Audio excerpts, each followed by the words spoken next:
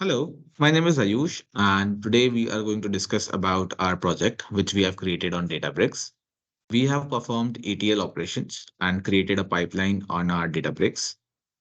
ETL refers to extract, transform, and load, which is used to automate any process, and that involves a big data. So the purpose of this project is to perform any ETL operations and create a pipeline in order to create an automation.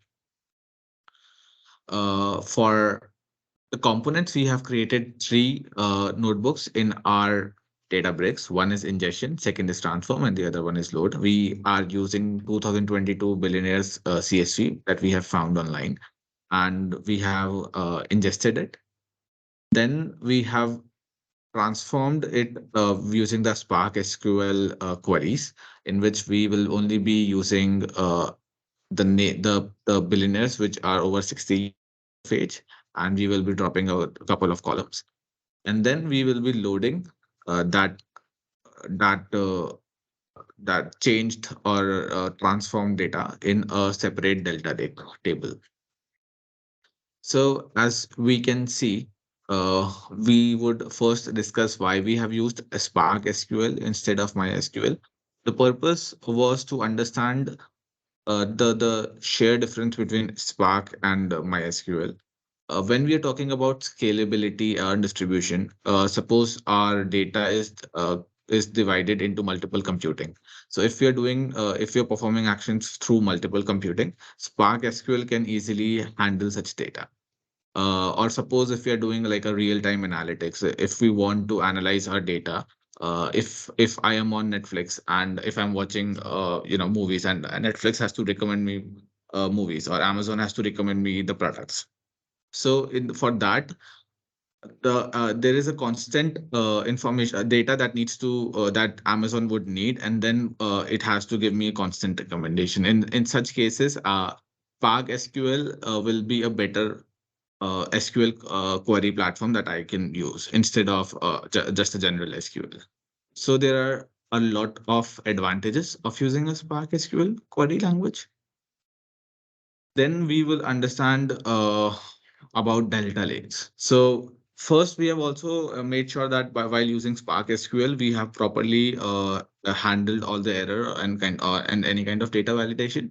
What that means is there is a chance that while querying a data, my SQL query can lead me to a certain error, certain edge cases that to be taken care of. And with error handling, I take care of all such errors.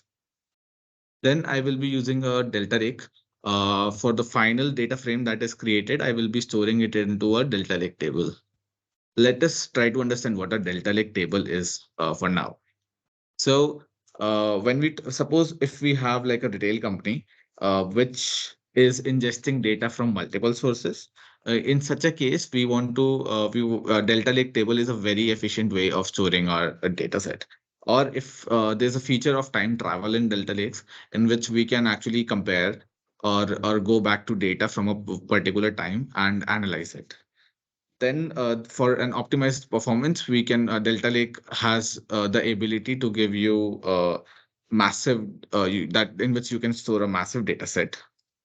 In fact, in Delta Lakes, you can also do a batch of streaming. Like you can do analysis, constant analysis of a batch or streaming data, which is something that really gives Delta Lake an edge over other data lakes.